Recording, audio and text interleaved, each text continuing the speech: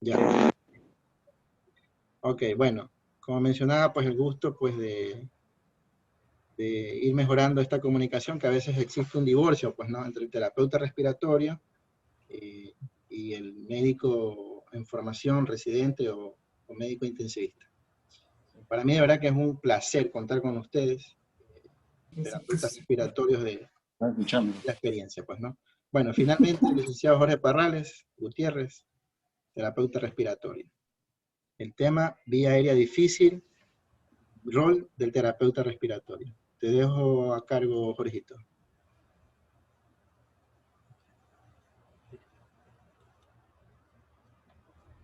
¿Me escuchan? Buenas noches. Sí, sí, Jorge, sí te escucho. Sí, Y puedo ver sí lo escuchamos, listo. Perfecto. Gracias por la presentación. Luego vamos a aportar el rol del terapeuta respiratorio en...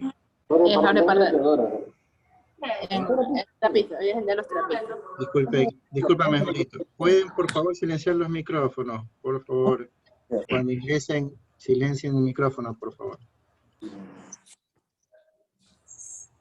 ¿Listo?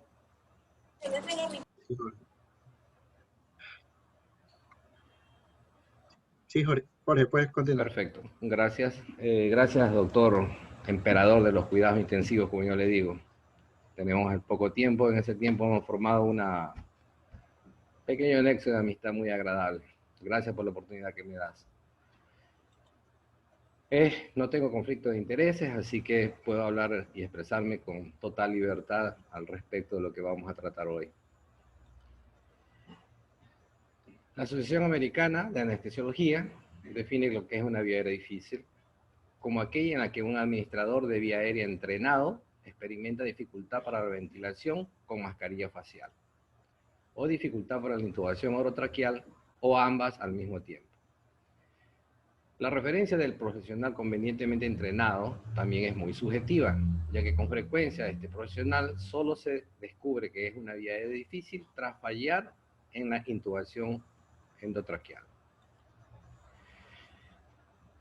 Diversas situaciones se presentan, como tumoraciones, índice de masa corporal por encima de 35, propias de anomalías congénitas como se dan en los niños, Pierre-Robin, paladar hendido, etcétera, etcétera. Definamos principalmente qué es una vía aérea difícil, ¿verdad? Es la ventilación con mascarilla facial. No es posible tener una ventilación adecuada por inadaptabilidad de la máscara facial, fuga o resistencia excesiva. En relación a dispositivos supraglóticos, no es capaz de ventilarse, múltiples intentos de colocación o en presencia o no de patología traqueal. Cuando hacemos la laringoscopía, no se visualiza ninguna porción de las cuerdas bucales tras múltiples intentos de la laringoscopía convencional. Y cuando ya estamos en la intubación, no debe de precisarse más de 3 intentos con presencia o no de patología traqueal. Como lo manifestó en su charla de la doctora Zulema Ramírez, la correcta posición de la mascarilla facial son con los dedos en B, con 2 operadores. El uno se encarga de hacer el sello de la mascarilla, con sus dedos en posición en B, los otros dedos, el pulgar más que todo sosteniendo la mascarilla facial, los otros dedos, el borde inferior del maxilar inferior para hacer un correcto sello. El otro operador da las ventilaciones a un ritmo adecuado, con una intensidad adecuada, observando la movilidad del tórax que sea correctamente la entrada del aire. Al hablar de predictores, son herramientas que nos van a ayudar directamente con observación externa, como es la escala de Mallampati, donde sus 4 aristas nos indican la visualización de qué tipo de dificultad nos estamos enfrentando al momento de hacer la laringoscopía. La otra escala de Korman-Lehane es ya cuando estamos realizando la laringoscopía y observamos que sin hacer fuerza y sin hacer mucha tracción para no dañar la vía aérea y no producir un sangrado, observamos ciertos tipos de visualización donde el primer estadio visualizamos el anillo subglótico en su totalidad, no va a haber ningún inconveniente en introducir el tubo endotraqueal. El segundo estadio solo se observa la comisura o mitad superior del anillo glótico. Su tercer estadio solo se observa la epiglotis sin visualizar el orificio glótico. Y el cuarto, imposibilidad para visualizar incluso la epiglotis, no observamos nada. A mí me gusta más esta mnemotecnia denominada Lemon, donde vemos externamente con la letra L, donde podemos ver si es que hay algún tipo de anormalidad o oclusión de la vía aérea, cuellos cortos. La segunda letra, que corresponde a la A, es la evaluación del 332, son las distancias del cartílago cricoide y la mandíbula. Como ya dijimos, Mallampati, muy utilizada. La O de obstrucción o obesidad, donde observaremos al hacer la laringoscopía que no puede pasar el tubo endotraqueal, sea por hematomas, por un cuello extremadamente corto, personas con, repito nuevamente, índice de masa corporal por encima de 35. Y la última, la N, la movilidad del cuello. Alguna anomalía, politraumatismo, situaciones que estén comprometiendo la columna cervical, donde no podemos hacer una tracción adecuada, o puede tener algún collarete cervical, alguna de esas situaciones que nos va a llevar a tener una vía aérea difícil. Vamos al rol del terapeuta respiratorio en sí. En los años 60, la National Board hace 60 años, la National Board for Respiratory Care, entidad reguladora de la profesión de terapia respiratoria en los Estados Unidos, ya arrojaba 7 clasificaciones de especialidades o subespecialidades en las cuales estamos inmiscuidos. Actualmente en nuestro país lidera Raúl Castro certificaciones para todos los terapeutas respiratorios que quieran acceder a dicha clasificación y poder tener un plus dentro de nuestro currículum y seguir mejorando académicamente nuestro desempeño diario.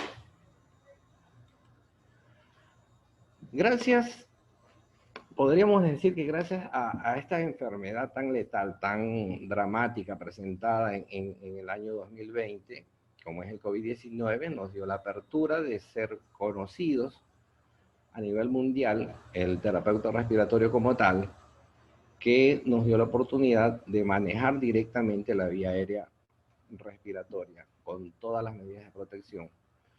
¿Por qué con todas las medidas de protección? Para evitar la transmisión y contagiarnos, enfermarnos, diseminar, etcétera, etcétera. Porque se trata de pacientes con falla respiratoria hipoxémica con una mínima reserva respiratoria y mecanismos compensatorios agotados. Pueden presentar una rápida disminución de la saturación de oxígeno después de la pérdida de la respiración espontánea, con una recuperación lenta a la ventilación manual con máscara. Es frecuente que no se logre una cuidadosa evaluación previa a la vía aérea por diversas situaciones que se presentan en este escenario, la rapidez de actuar, el equipo de protección personal cuyo uso es mandatorio entorpece la ejecución del procedimiento. El estricto control de riesgos infecciosos restringe los suplementos y el personal de apoyo disponible en la sala. Prácticamente a inicios era muy reducido el nivel de personas que asistíamos o que manejábamos la vía aérea en el cubículo disponible, que constaba de aspiración y remoción cada cierto tiempo para evitar la aerosolización que se podía presentar en este tipo de intervención de vía aérea. Y obviamente la presión psicológica ante la posibilidad de una infección cruzada, como lo repito, y lo imperioso de tener éxito rápidamente en el primer intento. Para mayor seguridad y que se cumplan todos los lineamientos establecidos y que las fallas sean minimizadas casi a cero, debemos de contar con este tipo de checklist o lista de verificaciones que están enmarcadas en 5 escenarios y las otras están subdivididas en 3 escenarios, donde el terapeuta respiratorio está directamente involucrado en todo este proceso. No lo vamos a nombrar porque es bien largo, estamos contra el tiempo, pero en todos estos momentos de la verificación siempre tiene que haber y tiene que tener un protagonismo el terapeuta respiratorio. Los algoritmos muy aplicativos para tener una ficha mnemotécnica muy adecuada y seguir los lineamientos y no desviarnos para producir fallas que pueden llevar a efectos o situaciones desencadenantes fatales. Los doctores anteriores que me han predecido lo han explicado con mucha claridad. Entonces, para conocimiento lo ponemos, pero no lo vamos a detallar. Cuando ya estamos en la situación de no intubar o no puedo oxigenar, obviamente ya el equipo quirúrgico tiene que estar a la expectativa de entrada llamada al cubículo para proceder al momento de la urgencia y abordar la vía aérea en forma quirúrgica. El carro de intubación difícil. Obviamente hay muchos elementos más importantes, pero estoy mencionando los que tenemos a la mano en nuestro país. La situación económica influye muchísimo en la compra de ciertos dispositivos que son muy caros, pero contamos con laringoscopios comunes o convencionales con diferentes tipos de hojas y tamaños, videolaringoscopios, tubos endotraqueales de diferentes tamaños, guías para tubos endotraqueales, sean estiletes semirrígidos o intercambiadores de tubo para ventilación con un estilete luminoso, pinzas, cánula faringe o tubos de mayo y nasofaringes, mascarillas laringeas de diferentes tamaños y tipos, que puede ser la clásica o hasta las que se puede introducir un tubo endotraqueal a través de esta máscara laringe y acceder a la vía aérea que se tornó difícil. Un fibrobroncoscopio sería de muchísima ayuda. Equipo de intubación retrógrada para colocar una guía y alar un tubo endotraqueal en forma retrógrada. Tenemos también un dispositivo de ventilación no invasivo de emergencia que puede ser con bitubo o un jet de ventilador transtraqueal. Hasta la vez yo en las unidades de cuidados intensivos que he pasado no he encontrado este jet de ventilador transtraqueal. No sé si alguna clínica lo tendrá. Y equipo para vía aérea invasiva de emergencia para proceder a la cricotiroidectomía con un cirujano verdaderamente entrenado en el caso. Y obviamente, una vez que está abordada la vía aérea, el gol estándar para determinar que tenemos un tubo endotraqueal o una traqueostomía en la vía aérea es un detector de CO2 exhalado. O sea, puede ser de tecnología mainstream o side stream, pero que nos proporcione la cantidad de CO2 emitida por la vía aérea. Vamos a presentar un caso que me pareció muy interesante. Nos ocurrió en la unidad de cuidados intensivos del Hospital Alfredo Paulson. Tenemos una femenina de 67 años que nos ingresó. Su procedencia Guayaquil, su ocupación, ama de casa, con comorbilidades como hipertensión no controlada, diabética, hipotiroidismo. Al examen físico presenta insuficiencia respiratoria manejando una frecuencia respiratoria de 32 por minuto, el uso de la musculatura accesoria era evidente, uso de intercostales y supraclaviculares, desaturación 82% con apoyo de oxígeno suplementario por cánula nasal a 4 litros por minuto. Muy cansada, se notaba una diaforesis, obviamente taquicardia 132 por minuto y somnolencia que no respondía a órdenes verbales. o parcialmente las respondidas. La llevamos al tomógrafo, vemos una evidente lesión pulmonar activa en ambos hemitórax y era obvio que teníamos que abordar la vía aérea.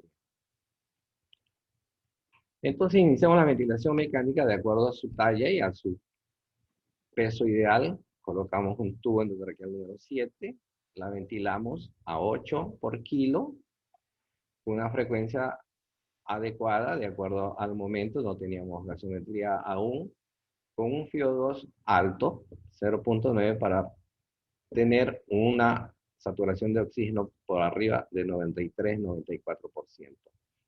PIC directamente de 10 centímetros de agua, involucrando y observando bien la hemodinamia, que no nos altere esta cantidad de presión en la vía aérea, un flujo pico adecuado para mantener una relación I1-2.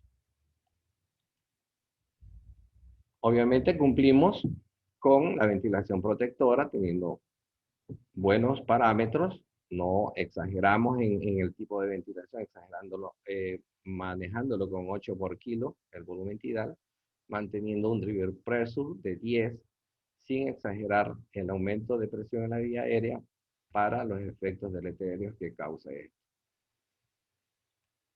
Sus gases arteriales al inicio, con cánula nasal, acidosis respiratoria con hipoxemia, 1 hora después de la ventilación con los parámetros descritos que anteriormente di, un aumento significativo del nivel de PO2 y una reducción adecuada a un nivel del PCO2, con una oxigenación más óptima, una saturación de 98. Muy bien, se inició la ventilación el 16 de abril del año 2020. De acuerdo a la mejoría, el 20 de abril se retiran los bloqueantes neuromusculares. Al siguiente día dejamos sin pseudoanalgesia y comenzamos el weaning.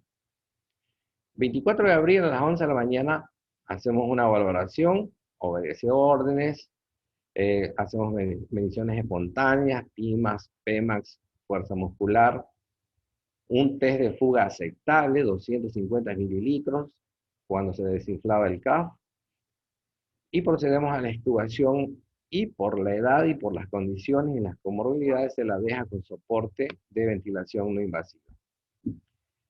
El mismo 24 de abril a las 4 de la tarde presenta un deterioro generalizado. Se comporta con un estridor laríngeo importante que no se con medidas de apoyos, tan corticoides. Nos atrevimos en ese momento a hacer aerosoles con epinefrina racémica por la situación de la emergencia, estando conscientes que la dispersión a base de aerosoles es muy peligroso para el personal de salud que atiende, y no hubo respuesta favorable. Entonces, se reintuba con un tubo número 8, habiendo en primera instancia estaba intubada esta paciente con un número 7. El 29 de abril, la situación mejora, placa de tórax sin cambios significativos, un pequeño derrame pleural basal izquierdo que no comprometía la función pulmonar, y se procede nuevamente a la extubación. Hace un laricoespasmo inmediato, entra en paro cardiorrespiratorio por 30 segundos, que son revertidos con maniobras y 1 miligramo de atropina. Entonces, inmediatamente se le intuba con un tubo 6.5 y el equipo quirúrgico procede a una traqueotomía percutánea de emergencia. Se tornó efectivamente lo que estamos hablando en un proceso de vía aérea difícil post-extubación por segunda instancia. Esta es la placa en mención, la que permitió hacer la extubación con todas las valoraciones que se dan cuando vamos a extubar a un paciente. No había lesión activa del parénquima pulmonar, relativamente está bien, como vuelvo y repito, un pequeño derrame en el hemitórax izquierdo basal, y se procede y se forma el entorno de la emergencia para considerarlo un paciente como vía aérea difícil. Otra vez, volvimos, 30 de abril, retiramos la pseudoanalgesia, valoramos el estado neurológico, obedeció órdenes, muy aceptable su respuesta, y llega hasta el 4 de mayo, que la dejamos sin soporte ventilatorio, con un aporte de una T de oxígeno a 6-7 litros por minuto, manteniendo gases arteriales aceptables. No significaba mayor consumo. Posteriormente, entre el 4 y el 5 de mayo, la dejamos sin oxígeno suplementario, revisando periódicamente la vía aérea que no se obstruya, y continuamos a hacer una interconsulta a la especialidad de otorrino. Como estábamos en época de pandemia, todo estaba cerrado, las consultas externas no atendían y no había ninguna respuesta de parte de este profesional para que nos revise la vía aérea en cuestión, que había estado muy manipulada. Entonces, ¿qué nos llevó? Y lo planteamos como interrogantes, tres interrogantes importantes que yo me la planteo. ¿Será que fue la edad con sus comorbilidades? ¿Será que fue el hipotiroidismo, que en ciertas personas la metabolización es muy lenta para la eliminación de la pseudoanalgesia? ¿O la secuencia realizada en las intubaciones? Primero, su tubo endotraqueal era número 7. En el momento de la segunda intubación se utilizó un tubo 8, que deberíamos haber utilizado un tubo de menor calibre. Y cuando se hizo la traqueotomía percutánea y se nos paró, utilizamos el tubo 6.5. Totalmente una discoordinación en la secuencia de la utilización de los tubos endotraqueales. Pues había que hacer algo, ¿no? Entonces, por ahí presté al departamento de anestesia una fibra, por abordaje nasal, me introduje a la vía aérea inferior, visualicé las estructuras anatómicas, donde se observaba una desinflamación casi total de la vía aérea, más que todo del sello de la vía aérea, que es el cartílago epiglótico. Hicimos en repetidas ocasiones test de deglución, la cual era óptima, no había ninguna filtración a la vía aérea inferior. Entonces, médico tratante, en reunión con todo el equipo, decidimos esperar un tiempo prudente y procedemos a la decanulación. Ella fue dada de alta el 13 de mayo, como ven en la gráfica. El equipo multidisciplinario, enfermeras, residentes, tratantes, y obviamente terapeutas respiratorios actuaron en este tipo de asistencia. Concluimos entonces, no tenemos que hacer las cosas al apuro. Los varios intentos de tratar de abordar la vía aérea utilizando diferentes tipos de dispositivos o varias laringoscopías o acceder con dispositivos supraglóticos, hace que este tipo de insistencia se nos pierdan las referencias anatómicas y poder dar una intubación eficaz. Siempre tenemos que mantener nuestra buena homeostasia, una buena saturación, no mantenerlo taquicárdico, no acceder a que nuestro paciente haga mayor consumo de oxígeno, sometiéndolo a un estrés permanente. Y si utilizamos la tecnología, pues obviamente tiene que ser personal calificado, que en vez de abordar la vía aérea, nuestro fibroscopio se vaya a otro lado. Y bueno, gracias, espero que haya sido muy clara mi explicación. Gracias, Jorge. Como le dije antes a Edgar, fantástica, me pareció muy puntual, y no sé si decirlo así, limpia, con una idea clara, pues, ¿no? No sé si alguien tiene una pregunta, solo una, por honor al tiempo, para Jorgito.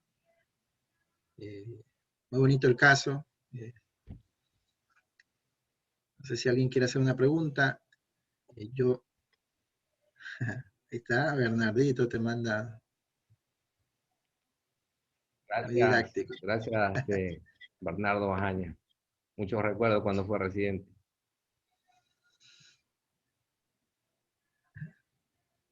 Bueno, yo tengo bueno, dentro de tu análisis, ¿no? Del caso clínico, rapidito para ir avanzando. Eh, Esta paciente, como bien lo mencionaste, ¿no? Hipotiroidea y un grado de adiposidad, también seguramente repercutió en lo que a veces sucede con la sedación, ¿no? Que uno les apaga la sedación y luego viene una recirculación, Ajá. como que se libera pues nuevamente del tejido adiposo y pues puede a veces darnos una complicación, ¿no? Lo que mencionaste de los tubos endotraqueales es importante, ¿no? A veces, eh, bueno, yo te tengo acá en la UCI y conozco tus reportes, y siempre digo que es un terapista respiratorio bastante pro. Eh, Veo que agilitas, pues, ¿no? Y termina prestando anestesia y fibrobroncoscopio, que como bien lo dijiste, yo puedo tenerlo en mi unidad, pero no sé usarlo y eso va a repercutir en el paciente, pues, ¿no? Entonces, si desean hacer una pregunta, es el momento. Jorge, no sé si quieres decir algo. Sí, como usted manifiesta, ¿no? Este tipo de pacientes, la situación del hipertiroidismo es muy compleja. La recirculación de pseudoanalgesia, más que todo, nos lleva a una posición que en este momento que evaluamos, la retirada del tubo endotraqueal de la vía aérea y en 2 o 3 horas es otro escenario, es otro paciente, es otra situación. Entonces eso nos lleva a tener las debidas precauciones al momento y considerar su comorbilidad que nos puede llevar a un desenlace mucho, mucho más dramático, ¿no? Sí. Yo siempre digo que quien te cuenta sus experiencias, sus buenas experiencias, es porque quiere que las emules. Pero quien te cuenta sus malas experiencias es porque te quiere y no quiere que falles, pues, ¿no? Siempre contamos las cosas buenas que nos pasan y a veces compartir las cosas que nos pueden ocurrir porque no somos infalibles, pues, ¿no? Claro. Es importante para ganar un tip o una experticia acá. Bueno, voy